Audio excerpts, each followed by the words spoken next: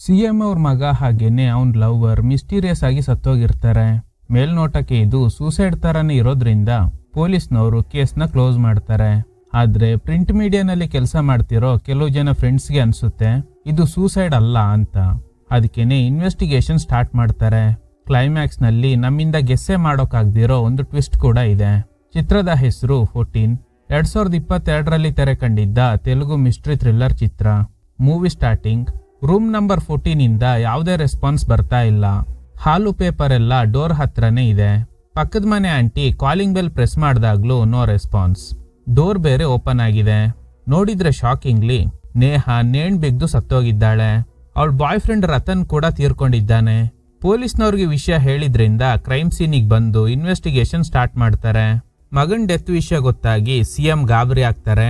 ಕೊನೆಗಿದು suicide, ಅನುಮಾನ ಪಡೋ ತರ ಏನು ಇಲ್ಲ ಅಂತ ಕೇಸ್ ಕ್ಲೋಸ್ ಆಗುತ್ತೆ. ಅವನ್ ಗರ್ಲ್ ಫ್ರೆಂಡ್ ಜೊತೆಲಿ ಏನೋ ಮಿಸ್ಅಂಡರ್ಸ್ಟ್ಯಾಂಡಿಂಗ್ ಆಗಿದ್ರಿಂದಾನೆ ಸೂಸೈಡ್ ಮಾಡ್ಕೊಂಡಿದ್ದಾರೆ ಅಂತ ಪೊಲೀಸ್ನವರು ಮೀಡಿಯಾಗೆ ಹೇಳಿಕೆ ಕೊಡ್ತಾರೆ. ಒಂದು ನ್ಯೂಸ್ ಪೇಪರ್ ನಲ್ಲಿ ಮಾತ್ರ ಸಿಎಂ ಮಗೊಂದು ಕೊಲೆನಾ ಅಥವಾ ಆತ್ಮಹತ್ಯೆನಾ ಅಂತ ಬರ್ದಿದೆ. ಇದರಿಂದ ಟ್ರಿಗರ್ ಆಗಿದ್ದ ಸಿಎಂ ಆ ಪೇಪರ್ ಓನರ್ನ ಕರೆದು ವಾರ್ನ್ ಮಾಡ್ತಾರೆ. ಪೊಲೀಸ್ನವರೇ ಇದನ್ನ ಸೂಸೈಡ್ ಅಂತ ಕ್ಲೋಸ್ ಮಾಡಿದ್ದಾರೆ. ನೀನ್ ಯಾಕೆ ನಿನ್ ಪೇಪರ್ ನಲ್ಲಿ ಈ ತರ ಎಲ್ಲ ಬರೀತಾ ಇದ್ಯಾ? ಎಲೆಕ್ಷನ್ ಟೈಮ್ ಬೇರೆ. ಆಪೋಸಿಟ್ ಪಾರ್ಟಿನವರು ಇದನ್ನೇ ದಾಳುವಾಗಿ ಇಟ್ಕೊಂಡು ಗೇಮ್ ಆಡ್ತಾರೆ. ಆದ್ರೆ ಇವ್ರು ಕೇಳ್ತಾ ಇಲ್ಲ. ಇದು ಖಂಡಿತ ಕೊಲೆ ಅನ್ಸ್ತಾ ಇದೆ. ಪೊಲೀಸ್ ಹೇಳ್ತಿರೋ ಪ್ರಕಾರ ಇಬ್ಬರ ಮಧ್ಯೆ ಮಿಸ್ಅಂಡರ್ಸ್ಟ್ಯಾಂಡಿಂಗ್ ಆಗೋಯ್ತು, ಅದಕ್ಕೇನೆ ಸೂಸೈಡ್ ಮಾಡ್ಕೊಂಡಿದ್ದಾರೆ ಅಂತ. ಯಾರಾದ್ರೂ ಮಿಸ್ಅಂಡರ್ಸ್ಟ್ಯಾಂಡಿಂಗ್ ಆಗಿದ್ದಕ್ಕೆಲ್ಲ ಸೂಸೈಡ್ ಮಾಡ್ಕೋತಾರ? ಸಿಎಂ ಇವನ್ ಕೆನ್ನೆಗೆ ಹೊಡೆದು ಇನ್ಮೇಲೆ ಈ ಕೇಸ್ ಬಗ್ಗೆ ನಿನ್ ಪೇಪರ್ ನಲ್ಲಿ ಪಬ್ಲಿಷ್ ಮಾಡಬಾರ್ದು ಅಂತ. ಪ್ರಿಂಟ್ ಮೀಡಿಯಾ ನಡೆಸ್ತಾ ಇರೋ ಈ ವ್ಯಕ್ತಿ ಹೆಸರು ಸುಬ್ಬು. ತನ್ನ ಫ್ರೆಂಡ್ಸ್ ನ ಆಫೀಸ್ಗೆ ಕರೆದು ಸಿಎಂ ಮಗಂದು ಸೂಸೈಡ್ ಅಂತ ಅನ್ನಿಸ್ತಾ ಇಲ್ಲ. ಸಿಎಂ ನನಗೆ ವಾರ್ನಿಂಗ್ ಮಾಡಿದ್ರು, ಇನ್ಮೇಲೆ ಅವ್ರ ಮಗನ ವಿಷಯನ ನಮ್ ಪೇಪರ್ ನಲ್ಲಿ ಪಬ್ಲಿಷ್ ಮಾಡಬಾರ್ದಂತೆ. ನನಗೆ ಅನ್ನಿಸ್ತಾ ಇದೆ ಸಿಎಂ ಕೂಡ ಇದರಲ್ಲಿ ಕೈ ಜೋಡಿಸಿದ್ದಾರೆ ಅಂತ. ನೀವು 3 ಜನ ಸೇರಿ ಎಂಕ್ವೈರಿ ಮಾಡಿ ಫೈನಲ್ ರಿಪೋರ್ಟ್ ನ ಕೊಡಿ. ಸಿಎಂ ಇನ್ವಾಲ್ವ್ ಆಗಿರೋದು ಕನ್ಫರ್ಮ್ ಆದ್ರೆ ಕೋರ್ಟ್ ನಲ್ಲಿ ಕೇಸ್ ಹಾಕೋಣ ಅಂತ. ಸೊ ಈಗ ಇವರು ಇನ್ವೆಸ್ಟಿಗೇಷನ್ ಸ್ಟಾರ್ಟ್ ಮಾಡ್ತಾರೆ. ಈಗ ಒಂದು ಫ್ಲಾಶ್ ಬ್ಯಾಕ್. ರತನ್ ತುಂಬಾನೇ ಜಾಲಿ ಟೈಪ್. ಪಾರ್ಟಿ ಪಬ್ ಅಂತ ಎಂಜಾಯ್ ಮಾಡ್ತಾ ಇದ್ದ. ಅವನಿಗೆ ತುಂಬಾ ಜನ ಗರ್ಲ್ ಫ್ರೆಂಡ್ಸ್ ಇದ್ರು. ನೇಹ ಜೊತೆಲಿ ಕೆಲಸ ಮಾಡ್ತಿರೋ ರೋಷಿ ರತನ್ ಅರೇಂಜ್ ಮಾಡಿದ ಪಾರ್ಟಿಗೆ ನೇಹನ ಇನ್ವೈಟ್ ಮಾಡಿರ್ತಾಳೆ. ನೇಹ ಮತ್ತೆ ರೋಷಿ ಟ್ರೈನಿ ಡಾಕ್ಟರ್ಸ್ ಆಗಿದ್ರು. ಇಲ್ಲೇ ಫಸ್ಟ್ ಟೈಮ್ ನೇಹ ರತನ್ನ ಭೇಟಿಯಾಗಿರೋದು. ರತನ್ಗೆ ಇರೋ ತುಂಬಾ ಜನ ಗರ್ಲ್ ಫ್ರೆಂಡ್ಸ್ ಅಲ್ಲಿ ರೋಷಿ ಕೂಡ ಒಬ್ಳು. ರತನ್ ಹಾಗೇನೆ ನೇಹ ಒಳ್ಳೆ ಫ್ರೆಂಡ್ಸ್ ಆಗ್ತಾರೆ. ರೋಷಿ ಹೇಳ್ತಾಳೆ, ನೋಡು ನೇಹ, ರತನ್ಗೆ ತುಂಬಾ ಜನ ಗರ್ಲ್ ಫ್ರೆಂಡ್ಸ್ ಇದ್ದಾರೆ. ಅವರಲ್ಲಿ ನೀನು ಕೂಡ ಒಬ್ಳಾಗೋದು ನನಗಿಷ್ಟ ಇಲ್ಲ. ಅವನಿಂದ ದೂರ ಇರು ಅಂತ. ಇನ್ನು ಸಿಎಂ ಎಷ್ಟು ಒಳ್ಳೆಯವ್ರಂದ್ರೆ ತನ್ನ ಮಗನ್ ಗರ್ಲ್ ಫ್ರೆಂಡ್ ಒಬ್ಬಳನ್ನ ಪಟಾಯಿಸಿ ಅವ್ರ PA ಆಗಿ ಇಟ್ಕೊಂಡಿದ್ದಾರೆ. ರತನ್ಗೆ ತಂದೆ ನಡವಳಿಕೆ ಇಷ್ಟ ಆಗಲ್ಲ. ದಿನ ಕಳೆದಂತೆ ಇವನಿಗೊಂದು ವಿಷಯ ಅರ್ಥ ಆಗುತ್ತೆ. ಅದೇನಂದ್ರೆ ಇವನ್ ಜೊತೆಲಿರೋ ಹುಡುಗಿರೆಲ್ಲ ಇವನ್ ಹತ್ರ ಇರೋ ದುಡ್ಡಿಗೆ ಆಸೆ ಪಟ್ಟು ಜೊತೆಲಿದ್ದಾರೆ ಹೊರತು ಇವನ್ ಮನ್ಸನ್ನ ಇಷ್ಟಪಡೋರು ಯಾರು ಇಲ್ಲ ಅಂತ. ಆದ್ರೆ ಒಂದಿನ ಜಗಳ ಆಡ್ಕೊಂಡು ಹಾಸ್ಪಿಟಲ್ ನಲ್ಲಿ ಅಡ್ಮಿಟ್ ಆದಾಗ ನೇಹ ಕೇರ್ ಮಾಡ್ತಿರೋ ರೀತಿ ನೋಡಿ ಇವನಿಗೆ ಅನ್ಸುತ್ತೆ ನಾನ್ ಎಕ್ಸ್ಪೆಕ್ಟ್ ಮಾಡ್ತಿರೋ ಕ್ವಾಲಿಟಿ ನೇಹ ಹತ್ರ ಇದೆ ಅಂತ. ಎಷ್ಟೋ ಹುಡುಗಿರ್ನ ನೋಡಿ ಅಟ್ರಾಕ್ಟ್ ಆಗ್ತೀವಿ. ಆದ್ರೆ ಕೆಲವು ಹುಡುಗಿರ್ನ ನೋಡಿದಾಗ ಮಾತ್ರ ಮದ್ವೆ ಅನ್ನೋದು ಆದ್ರೆ ಇವಳ ಜೊತೆನೆ ಅಂತ ಫಿಕ್ಸ್ ಆಗ್ತೀವಿ. ಅಂತವ್ರಲ್ಲಿ ನೀನು ಕೂಡ ಒಬ್ಳು. ಸೊ ನೇಹಾಗೆ ಪ್ರಪೋಸ್ ಮಾಡ್ತಾನೆ. ಅವಳು ಕೂಡ ಆಕ್ಸೆಪ್ಟ್ ಮಾಡ್ತಾಳೆ. ಹೀಗೆ ಇಬ್ಬರ ನಡುವೆ ಫಿಸಿಕಲ್ ಇಂಟಿಮೇಸಿನೂ ನಡೆದೋಗುತ್ತೆ. ಇಬ್ರು ಹೊಸ ಫ್ಲಾಟ್ಗೆ ಶಿಫ್ಟ್ ಆಗ್ತಾರೆ.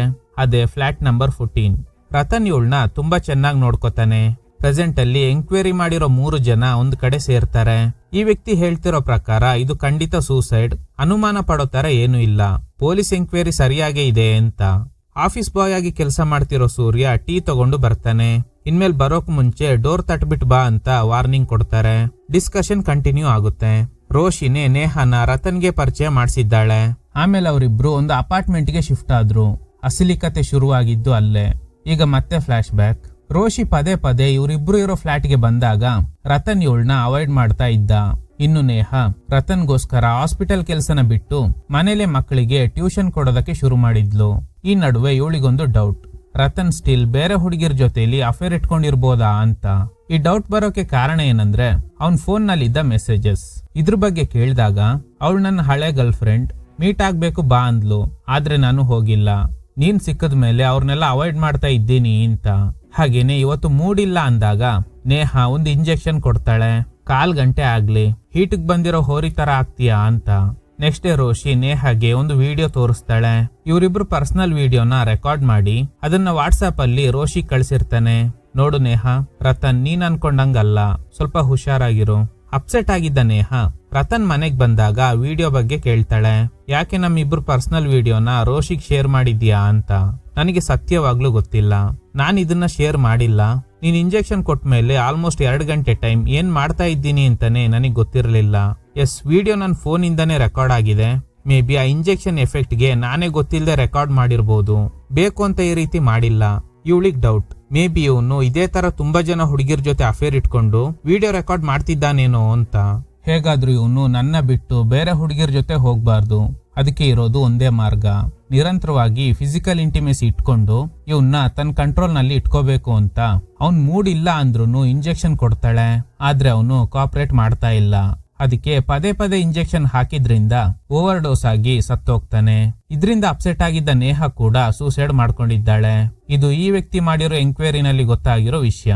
ಇನ್ನೊಬ್ಬ ಹೇಳ್ತಾನೆ, ನೀನ್ ಹೇಳ್ತಿರೋದ್ರಲ್ಲಿ 80% ಫ್ಯಾಕ್ಟ್, ಬಟ್ 100% ಇದೇ ತರನೇ ನಡೆದಿದೆ ಅಂತ ಕನ್ಕ್ಲೂಷನ್ ಬರಕ್ ಆಗಲ್ಲ. ನೀನ್ ಹೇಳೋ ತರ ಅವಳು ರತನ್ನ ಕೊಂದು ಅವಳು ಕೂಡ ಸೂಸೈಡ್ ಮಾಡ್ಕೊಂಡಿದ್ರೆ ಫಿಂಗರ್ ಪ್ರಿಂಟ್ ಸಿಗ್ಬೇಕಿತ್ತು, ಆದ್ರೆ ಸಿಕ್ಕಿಲ್ಲ. ಈಗ ಈ ವ್ಯಕ್ತಿ ಮಾಡಿರೋ ಎಂಕ್ವೈರಿನಲ್ಲಿ ಗೊತ್ತಾಗಿರೋ ವಿಷಯ ಏನು ಅಂತ ತೋರಿಸ್ತಾರೆ. ಇವ್ರಿಗೆ ಡೌಟ್ ಇರೋದು ರೋಷಿ ಮೇಲೆ. ಅವಳು ರತನ್ನ ಹೇಗಾದ್ರೂ ಬುಟ್ಟಿಗೆ ಹಾಕೋಬೇಕು ಅಂತ ಟ್ರೈ ಮಾಡ್ತಾ ಇದ್ಲು. ಒಂದಿನ ಪ್ರಪೋಸ್ ಕೂಡ ಮಾಡಿದ್ದಾಳೆ, ಆದ್ರೆ ಅವನು ಒಪ್ಪಿಲ್ಲ. ಹೀಗಿರುವಾಗ ನೇಹಾ ರತನ್ ಒಟ್ಟಿಗೆ ಇದ್ದಾಗ ರೆಕಾರ್ಡ್ ಆಗಿದ್ದ ವಿಡಿಯೋನ ರತನ್ ಇವಳಿಗೆ ಶೇರ್ ಮಾಡಿದ್ದ. ನೀನಂದ್ರೆ ನನಗೆ ಇಷ್ಟ ಇಲ್ಲ ಅನ್ನೋದ್ನ ಸ್ಟ್ರಾಂಗ್ ಆಗಿ ಹೇಳೋಕೋಸ್ಕರನೇ ಈ ವಿಡಿಯೋ ಕಳ್ಸಿದ್ದಾನೆ ಅಂತ ರೋಷಿ ಅನ್ಕೊಂಡಿದ್ದಾಳೆ. ಅದಕ್ಕೆ ಒಂದಿನ ಫ್ಲಾಟಿಗೆ ಬಂದಾಗ ರತನ್ ಒಬ್ನೇ ಮಲ್ಕೊಂಡಿದ್ದ.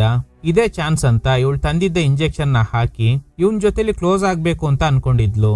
ಕಾಮನ್ ಆಗಿ ಇಂಜೆಕ್ಷನ್ ಹಾಕಿದ್ರೆ ಸೆಕ್ಷುವಲ್ ಎಕ್ಸೈಟ್ಮೆಂಟ್ ಜಾಸ್ತಿಯಾಗಿ ಮನ್ಸು ಕಂಟ್ರೋಲ್ ಅಲ್ಲಿ ಇರಲ್ಲ. ಅವನಿಗೆ ಇಂಜೆಕ್ಷನ್ ಕೊಟ್ಟು ಕ್ಲೋಸ್ ಆಗೋದಕ್ಕೆ ಟ್ರೈ ಮಾಡ್ತಾ ಇದ್ದಾಗ ಅಷ್ಟರಲ್ಲಿ ನೇಹಾ ಅಲ್ಲಿಗೆ ಬಂದು ಇವಳಿಗೆ ಸರಿಯಾಗಿ ಬೈತಾಳೆ. ರೋಷಿ ಕೊಟ್ಟಿದ್ದ ಡ್ರಗ್ ಓವರ್ ಡೋಸ್ ಆಗಿ ರತನ್ ತೀರ್ಕೊಂಡಿದ್ದಾನೆ. ಅವನಿಗೆ ಏನ್ ಮಾಡ್ದೆ ಅಂತ ನೇಹಾ ರೋಷಿ ಜೊತೆಲಿ ಗಲಾಟೆ ಮಾಡಿದ್ದಾಳೆ. ನೇಹಾಗಿಂತ ಸ್ಟ್ರಾಂಗ್ ಆಗಿದ್ದ ರೋಷಿ ಈ ಜಗಳದಲ್ಲಿ ನೇಹಾ ಕತ್ ಹಿಸ್ಕಿ ಸಾಯಿಸ್ಬಿಟ್ಟಿದ್ದಾಳೆ. ಸಿಗಾಕೊಂಡ್ರೆ ಜೈಲಿಗೆ ಹೋಗ್ಬೇಕಾಗುತ್ತೆ ಅಂತ ನೇಹಾ ರತನ್ಗೆ ಡ್ರಗ್ಸ್ ಕೊಟ್ಟು ಸಾಯಿಸಿ ಅವಳು ಕೂಡ ನೇಣು ಹಾಕೊಂಡು ಸತ್ತೋಗಿದ್ದಾಳೆ ಅನ್ನೋ ತರ ಸೆಟ್ ಮಾಡಿ ಫಿಂಗರ್ ಪ್ರಿಂಟ್ಸ್ ನೆಲ್ಲ ಇರೇಸ್ ಮಾಡಿದ್ದಾಳೆ. ಅದಕ್ಕೇನೆ ಕ್ರೈಮ್ ಸೀನ್ ನಲ್ಲಿ ಪೊಲೀಸ್ನವ್ರಿಗೆ ಯಾವುದೇ ಫಿಂಗರ್ ಪ್ರಿಂಟ್ ಸಿಕ್ಕಿಲ್ಲ. ಈ ವ್ಯಕ್ತಿ ಪ್ರಕಾರ ಹಿಂಗೇನೆ ನಡೆದಿದೆ ಅಂತಿದ್ದಾರೆ. 3 ಜನ ಇದೇ ಕನ್ಕ್ಲೂಷನ್ಗೆ ಬರ್ತಾರೆ. ಫಾರ್ಮಸಿ CCTV ನಲ್ಲಿ ರೋಷಿ ತಗೊಂಡಿರೋ ಮೆಡಿಸನ್ ಹಾಗೇನೆ ನೇಹಾ ರತನ್ ರೂಮ್ ನಲ್ಲಿ ಸಿಕ್ಕಿದ್ದ ಮೆಡಿಸನ್ ಎರಡೂ ಕೂಡ ಒಂದೇ.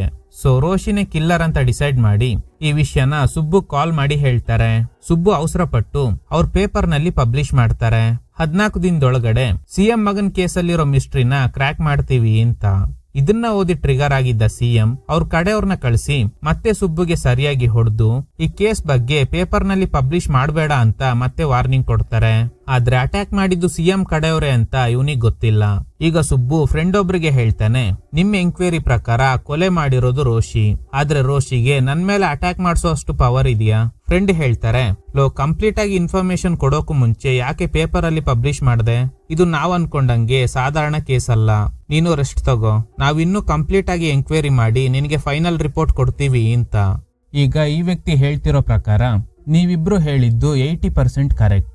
ಇವ್ರ ಎಂಕ್ವೈರಿ ಪ್ರಕಾರ ಏನ್ ನಡೆದಿರ್ಬೋದು ಅಂತ ತೋರಿಸ್ತಾರೆ. ನೇಹಾ ಇವ್ನ್ ನಿಜವಾಗ್ಲೂ ನನ್ನ ಲವ್ ಮಾಡ್ತಾ ಇದ್ದಾನ ಅಥವಾ ಬರೀ ನನ್ ದೇಹಕ್ಕೋಸ್ಕರ ಇಷ್ಟಪಡ್ತಿದ್ದಾನ ಅನ್ನೋದ್ನ ತಿಳ್ಕೊಬೇಕಿತ್ತು. ಒಂದಿನ ಇಬ್ರು ಟ್ರೂತ್ ಆರ್ ಡೇರ್ ಗೇಮ್ ಆಡ್ತಾರೆ. ಇವಳು ಟ್ರೂತ್ ಅಂತ ಹೇಳಿದ್ರಿಂದ ರತನ್ ಕೇಳ್ತಾನೆ, ಆ ದಿನ ಹಾಸ್ಪಿಟಲ್ ನಲ್ಲಿ ನನ್ನ ಹಣೆಗೆ ಯಾಕೆ ಕಿಸ್ ಮಾಡ್ದೆ? ಮೀಟ್ ಆಗ್ಬೇಕು ಅನ್ನೋರು ಲಿಪ್ ಕಿಸ್ ಮಾಡ್ಕೋತಾರೆ. ಕೊನೆ ತನಕ ಒಟ್ಟಿಗೆ ಇರ್ಬೇಕು ಅನ್ಕೊಳ್ಳೋರು ಕತ್ತಿನ ಭಾಗಕ್ಕೆ ಕಿಸ್ ಮಾಡ್ಕೋತಾರೆ. ಯಾರಿಗಾದ್ರೂ ಒಳ್ಳೇದಾಗ್ಲಿ ಅಥವಾ ಸೇಫ್ ಆಗಿರ್ಲಿ ಅಂತ ಅನ್ಕೊಳ್ಳೋರು ಹಣೆ ಭಾಗಕ್ಕೆ ಕಿಸ್ ಮಾಡ್ತಾರೆ. ಅವತ್ತು ನೀನು ಟ್ರೀಟ್ಮೆಂಟ್ಗೆ ಅಂತ ಬಂದಿದ್ದೆ, ಸೇಫ್ ಆಗಿರ್ಲಿ ಅಂತ ಹಣೆ ಕಿಸ್ ಮಾಡ್ದೆ ಅಷ್ಟೇ. ಈಗ ಇವನ್ ಸರ್ದಿ, ಇವನು ಕೂಡ ಟ್ರೂತ್ ಅಂತಾನೆ ಚೂಸ್ ಮಾಡಿದ್ರಿಂದ ಚಿಕ್ಕ ವಯಸ್ಸಲ್ಲಿ ಇವ್ರ ತಾಯಿ ತೀರ್ಕೊಂಡ್ರಂತೆ. ನಿಜವಾದ ತಾಯಿ ಪ್ರೀತಿ ಹೇಗಿರುತ್ತೋ ಗೊತ್ತಿಲ್ಲ, ಆದ್ರೆ ನೀನ್ ತೋರಿಸ್ತಾ ಇರೋ ಪ್ರೀತಿ ನೋಡಿದಾಗ ಅದನ್ನ ಪದಗಳಿಂದ ವರ್ಣಿಸೋಕೆ ಆಗ್ತಾ ಇಲ್ಲ. ಹೆಂಡ್ತಿನ 2ನೇ ತಾಯಿ ಅಂತಾರೆ, ಯಾಕಂದ್ರೆ ತಾಯಿ ಬಿಟ್ರೆ ಆಲ್ಮೋಸ್ಟ್ ಅದೇ ಪ್ರೀತಿನ ಕೊಡೋದು ಹೆಂಡ್ತಿ ಮಾತ್ರ. ಜನ ಹೇಳ್ತಿರೋ ಪ್ರಕಾರ ನಮ್ ತಂದೆನೆ ನಮ್ ತಾಯಿನ ಸಾಯಿಸಿ ಸಿಂಪತಿಗೆ ಇಟ್ಸ್ಕೊಂಡು CM ಆದ್ರು ಅಂತ.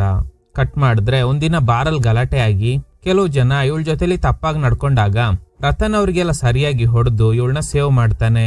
ಈ ಘಟನೆ ಆದ್ಮೇಲೆ ಇವಳಿಗೆ ಗೊತ್ತಾಗುತ್ತೆ ರತನ್ ನಿಜವಾಗ್ಲೂ ನನ್ನ ಲವ್ ಮಾಡ್ತಿದ್ದಾನೆ ಅಂತ. ಅವನ್ನ ಪೂರ್ತಿಯಾಗಿ ನಂಬ್ತಾಳೆ.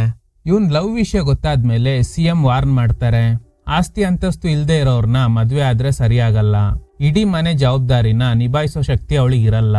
ಸುಮ್ನೆ ನಾನ್ ತೋರ್ಸೋ ಹುಡುಗಿನ ಮದ್ವೆ ಆಗು ಅಂತ. ಆದ್ರೆ ರತನ್ ಒಪ್ಪಲ್ಲ. ಏನೇ ಆದ್ರೂನು ನಾನು ಅವಳನ್ನೇ ಮದ್ವೆ ಆಗ್ತೀನಿ. ರಾತ್ರಿನೇ ಸಿಎಂ ಒಬ್ಬ ರೌಡಿನ ಕರೆದು ಅವನಿಗೆ ನೇಹಾ ಫೋಟೋ ಕೊಟ್ಟು ಅವಳ ಕತೆನ ಮುಗಿಸ್ಬಿಡು, ನೋಡೋಕೆ ಅದು ಸೂಸೈಡ್ ತರನೇ ಇರ್ಬೇಕು ಅಂತ. ರಾತ್ರಿನೇ ಈ ರೌಡಿ ಅವರಿಬ್ರು ಸ್ಟೇ ಆಗಿರೋ ಫ್ಲಾಟ್ಗೆ ಬರ್ತಾನೆ. ಫ್ಲಾಟ್ ನಲ್ಲಿ ಇಬ್ರು ಇರೋದ್ ನೋಡಿ ಸಿಎಂ ಕಾಲ್ ಮಾಡಿ ಕೇಳ್ತಾನೆ, ಸರ್ ನಿಮ್ ಮಗ ಕೂಡ ಇದ್ದಾನೆ, ಅವನ್ ಅಡ್ಡ ಬಂದ್ರೆ ಏನ್ ಮಾಡೋದು? ಮಗ ಏನಾದ್ರೂ ಅಡ್ಡ ಬಂದ್ರೆ ಅವನ್ ಕತೆನ ಮುಗಿಸ್ಬಿಡು. ರತನ್ ರೆಸ್ಟ್ ರೂಮ್ಗೆ ಹೋದ್ ಗ್ಯಾಪ್ ನಲ್ಲಿ ಇವನು ನೇಹಾ ಮೇಲೆ ಅಟ್ಯಾಕ್ ಮಾಡ್ತಾನೆ. ಅಷ್ಟ್ರಲ್ಲಿ ರತನ್ ಬಂದು ತಡೆಯೋ ಪ್ರಯತ್ನ ಮಾಡ್ತಾನೆ. ಆಗ ಅಲ್ಲಿದ್ದ ಇಂಜೆಕ್ಷನ್ ನ ಅವನಿಗೆ ಚುಚ್ಚು ಬಿಡ್ತಾನೆ. ಓವರ್ ಡೋಸ್ ಆಗಿ ರತನ್ ಸತ್ತೋಗ್ತಾನೆ. ಆಮೇಲೆ ನೇಹಾ ಕತ್ತಿಗೆ ಬಟ್ಟೆ ಸುತ್ತಿ ಸಾಯಿಸಿದ್ಮೇಲೆ ಅವಳು ಸೂಸೈಡ್ ಮಾಡ್ಕೊಂಡಿರೋ ತರ ಸೆಟ್ ಮಾಡಿದ್ದಾನೆ. ಸೊ 100% ಹಿಂಗೆ ನಡೆದಿದೆ. ಫೈನಲ್ ರಿಪೋರ್ಟ್ ನ ಸುಬ್ಬು ಕೊಡೋಣ ಅಂತ ಡಿಸೈಡ್ ಮಾಡ್ತಾರೆ. ಆಗ ಆಫೀಸ್ ಬಾಯ್ ಸೂರ್ಯ ಬರ್ತಾನೆ. ಸರ್ ನೀವು ಹೇಳಿದ್ದು 80% ಕರೆಕ್ಟ್, ಆದ್ರೆ ಅದು ಸೂಸೈಡ್ ಅಲ್ಲ. ನೀವು ಹೇಳಿದ್ದು ಕೂಡ ಕರೆಕ್ಟೇ ಸರ್, ಆದ್ರೆ ಕಿಲ್ಲರ್ ರೋಷಿ ಅಲ್ಲ. ಇನ್ನು ನೀವು ಹೇಳಿದ್ದು ಆಲ್ಮೋಸ್ಟ್ ಕರೆಕ್ಟೇ, ಆದ್ರೆ ಸಿಎಂ ಕಡೆಯವನು ನಿಜವಾದ ಕಿಲ್ಲರ್ ಅಲ್ಲ. ಈ ಕೇಸ್ ಬಗ್ಗೆ ನಿನ್ಗೆ ಹೇಗ್ ಗೊತ್ತು? ನೀನ್ ಯಾಕೆ ಎಂಕ್ವೈರಿ ಮಾಡ್ದೆ? ಸರ್ ನನಗೆ ಡಿಟೆಕ್ಟಿವ್ ಆಗ್ಬೇಕು ಅನ್ನೋ ಆಸೆ ಇತ್ತು, ಆದ್ರೆ ನೀವು ನಿಮ್ ಗೇಟ್ ಹತ್ರನೂ ಬಿಡ್ಲಿಲ್ಲ. ಅಟ್ಲೀಸ್ಟ್ ಇನ್ವೆಸ್ಟಿಗೇಟಿವ್ ಜರ್ನಲಿಸ್ಟ್ ಆಗ್ಬೇಕು ಅಂತ ಅನ್ಕೊಂಡೆ, ಆದ್ರೆ ನೀವು ನನ್ ಮುಖ ನೋಡಿ ಆಫೀಸ್ ಬಾಯ್ ಕೆಲಸ ಕೊಟ್ರಿ. ನೀವು 3 ಜನ ಸೇರಿ ಇನ್ವೆಸ್ಟಿಗೇಷನ್ ಸ್ಟಾರ್ಟ್ ಮಾಡಿದಾಗ ಖಂಡಿತ ಏನಾದ್ರೂ ಕ್ಲೂ ಸಿಗುತ್ತೆ ಅಂತ ಆ ದಿನ ನೀರ್ ಕೊಡೋಕ್ ಬಂದ ನೆಪದಲ್ಲಿ ಟೇಬಲ್ ಅಡಿನಲ್ಲಿ ಆಡಿಯೋ ರೆಕಾರ್ಡರ್ ನ ಫಿಕ್ಸ್ ಮಾಡಿದ್ದೆ. ನಿಮ್ ಪ್ರತಿ ಕಾನ್ವರ್ಸೇಷನ್ಸ್ ಇದ್ರಲ್ಲಿ ರೆಕಾರ್ಡ್ ಆಗಿತ್ತು. ಅದನ್ನ ಬೇಸ್ ಮಾಡಿ ಇನ್ವೆಸ್ಟಿಗೇಷನ್ ಸ್ಟಾರ್ಟ್ ಮಾಡಿದೆ. ಅಪಾರ್ಟ್ಮೆಂಟ್ ಅಲ್ಲಿರೋ ವಾಚ್ಮ್ಯಾನ್ ಗೆ ದುಡ್ಡು ಕೊಟ್ಟು ಕ್ರೈಮ್ ಸೀನ್ಗೂ ಎಂಟರ್ ಆದೆ. ಆ ಸಿಎಂ ಹೈರ್ ಮಾಡಿದ್ದ ರೌಡಿನ ಕಿಡ್ನಾಪ್ ಮಾಡಿ ವಿಚಾರಿಸಿದಾಗ್ಲೇ ಗೊತ್ತಾಯ್ತು, ಆಕ್ಚುಲಿ ಅವನು ಫ್ಲಾಟ್ ಒಳಗಡೆ ಹೋಗೋಕು ಮುಂಚೆನೆ ಯಾರೋ ಅವ್ರಿಬ್ಬರನ್ನ ಕೊಲೆ ಮಾಡಿದ್ರು. ದುಡ್ಡಿಗೋಸ್ಕರ ನೇಹಾ ಬಾಡಿನ ಫ್ಯಾನ್ಗೆ ನೇತ್ ಹಾಕಿ ಅದನ್ನ ಫೋಟೋ ತೆಗೆದು ಅವನೇ ಕೊಲೆ ಮಾಡಿ ಸೂಸೈಡ್ ತರ ಸೆಟ್ ಮಾಡಿದ್ದೀನಿ ಅಂತ ಸಿಎಂಗೆ ಸುಳ್ಳು ಹೇಳಿದ್ದಾನೆ ಅನ್ನೋದು ಗೊತ್ತಾಯ್ತು. ನಿಜವಾಗ್ಲೂ ಏನ್ ನಡೀತು ಗೊತ್ತಾ? ಈಗ ಒಂದು ಫ್ಲಾಶ್ ಬ್ಯಾಕ್. ಆ ದಿನ ಸೂರ್ಯ ಇನ್ವೆಸ್ಟಿಗೇಷನ್ ಮಾಡ್ತಾ ಏನಾದ್ರೂ ಕ್ಲೂ ಸಿಗುತ್ತಾ ನಿಜವಾದ ಕಿಲ್ಲರ್ನ ಕಂಡು ಹಿಡಿಯೋಕೆ ಅಂತ ಕ್ರೈಮ್ ಸೀನ್ಗೆ ಹೋದಾಗ ಯಾರೋ ಫ್ಲಾಟ್ ಒಳಗಡೆ ಬರ್ತಿರೋ ಶಬ್ದ ಕೇಳಿ ಹೈಡ್ ಆಗಿದ್ದಾನೆ. ಬಂದಿರೋದು ಯಾರಂದ್ರೆ ನೇಹಾ ಟ್ಯೂಷನ್ ಕೊಡ್ತಿದ್ಲು ಅಲ್ವಾ, ಆ ಮಕ್ಕಳಲ್ಲಿ ಒನ್ ಆಫ್ ದಿ ಸ್ಟೂಡೆಂಟ್. ಇವನ್ ಹೆಸರು ಬನ್ನು ಅಂತ. ಇವನ್ ಯಾಕೆ ಈ ಸಮಯದಲ್ಲಿ ಇಲ್ಲಿಗೆ ಬಂದ ಅಂತ ಡೌಟ್ ಬಂದು ಸೂರ್ಯ ಸ್ವಲ್ಪ ಹೊತ್ತು ವೆಯ್ಟ್ ಮಾಡಿದ್ದಾನೆ. ಬನ್ನು ನೇಹಾ ಫೋಟೋನ ಬೆಡ್ ಮೇಲೆ ಇಟ್ಟು ಅವಳು ಇನ್ನರ್ ವೇರ್ಸ್ನೆಲ್ಲ ಬೆಡ್ ಮೇಲೆ ಹಾಕಿ ತುಂಬಾನೇ ಕೆಟ್ಟ ಕೆಲಸ ಮಾಡಕ್ ಶುರು ಮಾಡ್ತಾನೆ. ಗಾಬರಿಯಾಗಿದ್ದ ಸೂರ್ಯ ಅವನಿಗೆ ಸರಿಯಾಗಿ ಹೊಡೆದು ಸತ್ಯ ಹೇಳು ಅಂದಾಗ ಬನ್ನು ಏನ್ ನಡೀತು ಅಂತ ಹೇಳಕ್ ಶುರು ಮಾಡ್ತಾನೆ. ಬನ್ನು ಮೊದ್ಲಿಂದನೂ ಸ್ಮಾರ್ಟ್ ಫೋನ್ಗೆ ಅಡಿಕ್ಟ್ ಆಗಿದ್ದ. ಅದ್ರಲ್ಲೂ ಸಾಫ್ಟ್ ಪೋರ್ನ್ ವಿಡಿಯೋಗಳಂದ್ರೆ ಇವನಿಗೆ ತುಂಬಾನೇ ಇಷ್ಟ. ಆ ವಿಡಿಯೋಗಳನ್ನ ನೋಡಿದಾಗ ನಿಜವಾಗ್ಲೂ ಅದೇ ತರದ ಎಕ್ಸ್ಪೀರಿಯನ್ಸ್ ನ ಮಾಡ್ಬೇಕು ಅಂತ ಇವನಿಗೆ ಅನ್ನಿಸ್ತಾ ಇತ್ತು. ಅದೇ ಸಮಯ ಟ್ಯೂಷನ್ ಟೀಚರ್ ಆಗಿದ್ದ ನೇಹಾ ಮೇಲೆ ಕಣ್ಣು ಹಾಕಿದ್ದಾನೆ. ತಪ್ಪಾಗಿ ಬರ್ದಿದ್ಯಾ ಅಂತ ಹೇಳ್ಕೊಡೋಕೆ ಕರೆದಾಗ ಇವನು ಅವಳನ್ನ ನೋಡೋ ರೀತಿನೇ ತುಂಬಾ ಕೆಟ್ಟದಾಗಿತ್ತು. ಒಂದಿನ ಬ್ಯಾಗ್ ಮರೆತು ಮತ್ತೆ ತಗೊಂಡೋಗೋದಕ್ಕೆ ನೇಹಾ ಫ್ಲಾಟ್ಗೆ ಬಂದಿದ್ದ ಬನ್ನು ರತನ್ ಹಾಗೇನೆ ನೇಹಾ ಇಂಟಿಮೇಟ್ ಆಗ್ತಿರೋದನ್ನ ನೋಡಿದ್ದಾನೆ. ಅಲ್ಲೇ ಚಾರ್ಜ್ ಆಗ್ತಿದ್ದ ರತನ್ ಫೋನ್ ನಲ್ಲೇ ರೆಕಾರ್ಡ್ ಮಾಡಿ ಆ ವಿಡಿಯೋನ ರೋಷಿ ನಂಬರ್ಗೂ ಶೇರ್ ಮಾಡಿದ್ದಾನೆ. ಒಂದು ಸೀನ್ ನಲ್ಲಿ ರೋಷಿ ಹೇಳಿರ್ತಾಳೆ, ರತನ್ ನಿಮ್ಮಿಬ್ರು ಪರ್ಸನಲ್ ವಿಡಿಯೋನ ನನಗ್ ಶೇರ್ ಮಾಡ್ದ ಅಂತ. ಅವನ ಹತ್ರ ನೇಹಾ ಕೇಳಿದಾಗ ನಾನ್ ಕಳ್ಸಿಲ್ಲ ಅಂದಿರ್ತಾನೆ. ಸೊ ಈ ಕೆಲ್ಸ ಮಾಡಿರೋದು ಇದೇ ಬನ್ನು. ಆಮೇಲೆ ನೇಹಾ ಗೊತ್ತಿಲ್ದೆ ಅವಳು ಇನ್ನರ್ ವೇರ್ ನ ಕದ್ದು ಮನೇಲಿಟ್ಕೊಂಡು ಮಾಡಬಾರ್ದ ಕೆಲ್ಸ ಎಲ್ಲ ಮಾಡಿರ್ತಾನೆ. ಅಷ್ಟೇ ಅಲ್ಲ, ನೇಹಾ ಸ್ನಾನ ಮಾಡ್ತಿರೋದ್ನ ಕದ್ ನೋಡಿ ಒಂದಿನ ಸಿಗಾಕೊಂಡಿದ್ದಾನೆ. ಅವನು ಸಾರಿ ಕೇಳಿದಾಗ ಬನ್ನು ನಿನಗೆ ಹೇಗೆ ಹೇಳ್ಬೇಕೋ ಗೊತ್ತಾಗ್ತಾ ಇಲ್ಲ, ಈ ಏಜ್ ಅಲ್ಲಿ ನೀನು ಇದನ್ನೆಲ್ಲ ಯೋಚನೆ ಕೂಡ ಮಾಡಬಾರ್ದು, ಇದೊಂದ್ ಸಲ ಕ್ಷಮಿಸ್ಬಿಡ್ತೀನಿ, ಇನ್ಮೇಲೆ ಈ ರೀತಿ ಮಾಡಬೇಡ ಅಂತ ವಾರ್ನಿಂಗ್ ಕೊಟ್ಟು ಕಳಿಸ್ತಾಳೆ. ಟ್ಯೂಷನ್ ನಲ್ಲಿ ಅವನಿಗಿಂತ ಚಿಕ್ಕ ಹುಡುಗಿನ ಕೆಟ್ಟ ದೃಷ್ಟಿಯಿಂದ ಟಚ್ ಮಾಡ್ತಿರೋದ್ ನೋಡಿ ನಿನ್ ವರ್ಕ್ ಮೇಲೆ ಗಮನ ಕೊಡು ಅಂತ ಗದರ್ಸ್ತಾಳೆ. ಒಂದಿನ ಬನ್ನು ಮನೆಗೆ ಹೋಗಿ ಕ್ಯಾಶುವಲ್ ಆಗಿ ಮಾತಾಡ್ತಾ ಅವ್ರ ತಾಯಿ ಟೀ ಮಾಡೋದಕ್ಕೆ ಹೋದಾಗ ಈ ಗ್ಯಾಪ್ ನಲ್ಲಿ ಬನ್ನು ರೂಮ್ ನಲ್ಲಿ ಸರ್ಚ್ ಮಾಡಿದಾಗ ಇವಳು ಇನ್ನರ್ ವೇರ್ಸ್ ನ ತೆಗ್ದಿಟ್ಕೊಂಡಿದ್ದಾನೆ ಅನ್ನೋದು ಗೊತ್ತಾಗುತ್ತೆ. ಇವಳಿಗೆ ತುಂಬಾನೇ ಬೇಜಾರಾಗುತ್ತೆ. ಬದ್ಲಾಗ್ತಾನೆ ಅನ್ಕೊಂಡ್ರೆ ಇವ್ನು ಈ ತರ ಎಲ್ಲ ಮಾಡ್ತಿದ್ದಾನಲ್ಲ ಅಂತ. ಈ ವಿಷಯನ ಅವ್ರ ತಾಯಿಗೆ ಹೇಳಿದ್ರೆ ಸರಿಯಾಗಲ್ಲ. ಅವ್ರೇನಾದ್ರೂ ಬೈದು ಅವನು ಹೆಚ್ಚು ಕಮ್ಮಿ ಮಾಡ್ಕೋಬಿಟ್ರೆ ಕಷ್ಟ ಅಂತ ಸುಮ್ನಾಗ್ತಾಳೆ. ಬನ್ನು ಮನೆಗ್ ಬಂದಾಗ ಅವ್ರ ತಾಯಿ ಇವತ್ತು ನಿಮ್ ಟೀಚರ್ ಬಂದಿದ್ರು ಅಂತ ಹೇಳ್ತಾರೆ. ಇವನಿಗೆ ಡೌಟ್ ಬಂದು ಹೋಗಿ ಚೆಕ್ ಮಾಡಿದಾಗ ಇವನ್ ಕದ್ಕೊಂಡ್ ಬಂದಿದ್ದ ಅವಳು ಇನ್ನರ್ ವೇರ್ ಕಾಣಿಸ್ತಾ ಇಲ್ಲ. ರಾತ್ರಿ ನೇಹಾ ಒಬ್ಳೆ ಮನೇಲಿರುವಾಗ ಅವಳ ಫ್ಲಾಟ್ ಒಳಗಡೆ ಬಂದು ಅವಳ ಜೊತೆ ತಪ್ಪಾಗಿ ನಡ್ಕೋತಾನೆ. ನಿಮ್ಗೂ ನಾನಂದ್ರೆ ಇಷ್ಟ ಅಲ್ವಾ, ಅದಕ್ಕೇನೆ ನಮ್ ತಾಯಿ ಹತ್ರ ನನ್ ಬಗ್ಗೆ ಯಾವ್ದೇ ವಿಷಯನ ಹೇಳಿಲ್ಲ ನೀವು. ಅಷ್ಟ್ರಲ್ಲಿ ರತನ್ ಬಂದು ಇವಳನ್ನ ಸೇವ್ ಮಾಡ್ತಾನೆ. ಎಷ್ಟೇ ವಾರ್ನಿಂಗ್ ಕೊಟ್ರು ಇವನ್ ಸೈಲೆಂಟ್ ಆಗ್ತಾನೆ ಇಲ್ಲ. ಇವನ್ ವಯಸ್ಸಿಗೆ ಮೀರಿದ ಮಾತೆಲ್ಲ ಬರ್ತಾ ಇದೆ. ಟ್ರಿಗರ್ ಆಗಿದ್ದ ರತನ್ ಇವನಿಗೆ ಸರಿಯಾಗಿ ಹೊಡಿತಾನೆ. ಈ ಸ್ಟ್ರಗಲ್ ನಲ್ಲಿ ಬನ್ನು ರಕ್ತದಲ್ಲಿದ್ದ ಇಂಜೆಕ್ಷನ್ ತೆಗೆದು ರತನ್ ಕತ್ತಿನ ಭಾಗಕ್ಕೆ ಚುಚ್ಚಿದ್ರಿಂದ ಓವರ್ ಡೋಸ್ ಆಗಿ ಅವನು ಸತ್ತು ಹೋಗ್ತಾನೆ. ನೇಹಾ ಕಾಪರೇಟ್ ಮಾಡಿಲ್ಲ ಅಂತ ಅವಳು ಕತ್ ಹಿಸ್ಕಿ ಸಾಯಿಸಿ ಅವಳು ಡೆಡ್ ಬಾಡಿ ಮೇಲೇನೆ ಅಬ್ಯೂಸ್ ಮಾಡಿದ್ದಾನೆ. ಆಮೇಲೆ ಫಿಂಗರ್ ಪ್ರಿಂಟ್ಸ್ ನ ಹೇಗೆ ಇರೇಸ್ ಮಾಡಬೇಕು ಅಂತ ಇಂಟರ್ನೆಟ್ ನಲ್ಲಿ ಸರ್ಚ್ ಮಾಡಿ ಫಸ್ಟ್ ನೇಹಾ ಬಾಡಿನ ಫ್ಯಾನ್ ಗೆ ನೇತ್ ಹಾಕಿ ರಬ್ಬಿಂಗ್ ಆಲ್ಕೋಹಾಲ್ ಮುಖಾಂತರ ಅವರಿಬ್ಬರು ಬಾಡಿಲಿ ಇದ್ದ ಫಿಂಗರ್ ಪ್ರಿಂಟ್ಸ್ ನೆಲ್ಲ ಇರೇಸ್ ಮಾಡಿದ್ದಾನೆ. ಇಷ್ಟು ವಿಷಯ ಗೊತ್ತಾದ್ಮೇಲೆ ಇವರಿಗೆಲ್ಲ ಶಾಕ್ ಆಗುತ್ತೆ. ಸೂರ್ಯ ಹೇಳ್ತಾನೆ, ಸರಿ ಕ್ರೈಮ್ ಮಾಡಿರೋ ಹುಡುಗನ್ ಏಜ್ ಕೇವಲ 14 ವರ್ಷ. ಈಗಿನ ಕಾಲದಲ್ಲಿ ಈ ತರದ ಕ್ರೈಮ್ಗಳು ಜಾಸ್ತಿ ಆಗ್ತಿದೆ. ರೀಸೆಂಟ್ಲಿ ನಡೆದಿರೋ ಸ್ಟಡೀಸ್ ಪ್ರಕಾರ 90s ಎರಾಗೆ ಕಂಪೇರ್ ಮಾಡಿದ್ರೆ ಮಾಡರ್ನ್ ಎರಾದಲ್ಲಿ ಚಿಕ್ಕ ಮಕ್ಕಳು ಜಾಸ್ತಿ ಕ್ರೈಮ್ಗಳನ್ನ ಮಾಡ್ತಾ ಇದ್ದಾರೆ. ನಮ್ ಕಾಲದಲ್ಲಿ ಕಾಲೇಜ್ಗೆ ಬಂಕ್ ಮಾಡಿ ಬ್ಲೂ ಫಿಲ್ಮ್ ನೋಡೋದು, ಸಿಗರೆಟ್ ಹೊಡಿಯೋದು ಇದನ್ನೆಲ್ಲ ಮಾಡ್ತಾ ಇದ್ವಿ. ಆದ್ರೆ ಈಗಿನ ಜನರೇಷನ್ ಬೇರೆ ತರನೇ ಇದೆ. ಏನಾದ್ರೂ ನೋಡಿದ್ರೆ ಅದನ್ನ ಎಕ್ಸ್ಪೀರಿಯನ್ಸ್ ಮಾಡ್ಲೇಬೇಕು ಅನ್ನೋ ಹಠ. ಈ ಎಕ್ಸ್ಪೀರಿಯನ್ಸ್ ಗೋಸ್ಕರನೇ ಬನ್ನು ಕೊಲೆ ಮಾಡೋ ತನಕ ಹೋಗ್ಬಿಟ್ಟ. ಇದಕ್ಕೆಲ್ಲ ಕಾರಣ ಸ್ಮಾರ್ಟ್ ಫೋನ್ ಅಡಿಕ್ಷನ್. ಮಕ್ಕಳು ಫೋನಲ್ಲಿ ಏನ್ ನೋಡ್ತಾರೆ, ಯಾವೆಲ್ಲ ವೆಬ್ಸೈಟ್ಗೆ ಹೋಗ್ತಾರೆ ಅಂತ ಪೇರೆಂಟ್ಸ್ಗೆ ಗೊತ್ತೇ ಇರಲ್ಲ. 2014ರಲ್ಲಿ 12 ವರ್ಷದ ಹುಡುಗ ಪೋರ್ನ್ ವಿಡಿಯೋ ನೋಡಿ ಸ್ವಂತ ತಂಗಿ ಮೇಲೆನೆ ಅಬ್ಯೂಸ್ ಮಾಡಿದ್ದಾನೆ. ಸರ್, ಇವತ್ತು ಮಕ್ಕಳನ್ನ ಸ್ಮಾರ್ಟ್ ಫೋನ್ ಕಂಟ್ರೋಲ್ ಮಾಡ್ತಿದೆ. ಇದು ಹಿಂಗೇನೆ ಮುಂದುವರೆದ್ರೆ ಪ್ರತಿ ಮನೆಯಲ್ಲೂ ಈ ತರದ ಕ್ರೈಮ್ಗಳು ನಡೆಯುತ್ತೆ. ನೆಕ್ಸ್ಟ್ ಇವರೆಲ್ಲ ಸುಬ್ಬುಗೆ ವಿಷಯ ಹೇಳಿದಾಗ ಅವ್ರಿಗೆ ಶಾಕ್ ಆಗುತ್ತೆ. ಯಾಕಂದ್ರೆ ಬನ್ನು ಇವ್ರ ಮಗ. ಎಷ್ಟೋ ಸಲ ಹೆಂಡತಿ ಹೇಳಿರ್ತಾರೆ ಯಾವಾಗ್ಲೂ ಮಗ ಫೋನಲ್ಲೇ ಬ್ಯುಸಿ ಇರ್ತಾನೆ ಅಂತ. ನಾವೆಲ್ಲ ಆಗಿನ ಕಾಲದಲ್ಲಿ ಹೊರಗಡೆ ಆಟ ಆಡ್ತಿದ್ವಿ. ಈಗಿನ ಮಕ್ಕಳು ಫೋನಲ್ಲಿ ಆಟ ಆಡ್ತಿದ್ದಾರೆ ಅಷ್ಟೇ. ನೀನ್ ಅದ್ರ ಬಗ್ಗೆ ತಲೆ ಕೆಡ್ಸ್ಕೋಬೇಡ ಅಂತ ಹೇಳಿರ್ತಾರೆ. ಈಗ್ಲೇ ಇವ್ರಿಗೆ ಗೊತ್ತಾಗುತ್ತೆ ಮಗನ್ ಕೈಗೆ ಸ್ಮಾರ್ಟ್ ಫೋನ್ ಕೊಟ್ಟು ದೊಡ್ಡ ತಪ್ಪು ಮಾಡ್ದೆ ಅಂತ. ಈಗಿನ ಕಾಲದಲ್ಲಿ ಗವರ್ಮೆಂಟ್ ಪೋರ್ನ್ ವೆಬ್ಸೈಟ್ ಗಳನ್ನ ಬ್ಲಾಕ್ ಮಾಡಿದ್ರು ಅದನ್ನ ಹೇಗ್ ಓಪನ್ ಮಾಡ್ಬೇಕು ಅಂತ ಹೇಳ್ಕೊಡೋಕೆ ತುಂಬಾ ವೆಬ್ಸೈಟ್ ಗಳಿದೆ. ತಪ್ಪು ಯಾರೇ ಮಾಡಿದ್ರು ತಪ್ಪೆ, ಶಿಕ್ಷೆ ಆಗ್ಲೇಬೇಕು ಅಂತ ಕೇಸ್ ಫೈಲ್ ಮಾಡಿದ್ರಿಂದ ಬನ್ನುನ ಅರೆಸ್ಟ್ ಮಾಡ್ತಾರೆ. ಸ್ಮಾರ್ಟ್ ಫೋನ್ ಯೂಸ್ ಮಾಡೋ ಪ್ರತಿ ಮಕ್ಕಳು ಹಿಂಗೆ ಮಾಡ್ತಾರೆ ಅಂತ ಹೇಳಕ್ ಆಗಲ್ಲ. ಆದ್ರೆ ತುಂಬಾ ಮಕ್ಕಳು ಈ ತರದ ಆಕ್ಟಿವಿಟೀಸ್ ಮಾಡಿ ಕ್ರೈಮ್ಗಳನ್ನ ಮಾಡ್ತಾ ಇದ್ದಾರೆ. ಸೊ ಮಕ್ಕಳ ಕೈಗೆ ಫೋನ್ ಕೊಡೋಕು ಮುಂಚೆ ಸ್ವಲ್ಪ ಯೋಚನೆ ಮಾಡಿ. Okay guys, thanks for watching. ಈ ತರದ ಥ್ರಿಲ್ಲಿಂಗ್ ವಿಡಿಯೋಗಳಿಗಾಗಿ ನಮ್ಮ ಸಿನಿಮಾ ಫ್ಯಾಕ್ಟ್ಸ್ ಚಾನಲ್ ನ ತಪ್ಪದೆ ಸಬ್ಸ್ಕ್ರೈಬ್ ಮಾಡಿ. ಪಕ್ಕದಲ್ಲಿರೋ ಬೆಲ್ ಐಕಾನ್ ನ ಪ್ರೆಸ್ ಮಾಡಿ ಆಲ್ ನೋಟಿಫಿಕೇಶನ್ ಗಳನ್ನ ಆನ್ ಮಾಡಿ ಇಟ್ಕೊಳ್ಳಿ.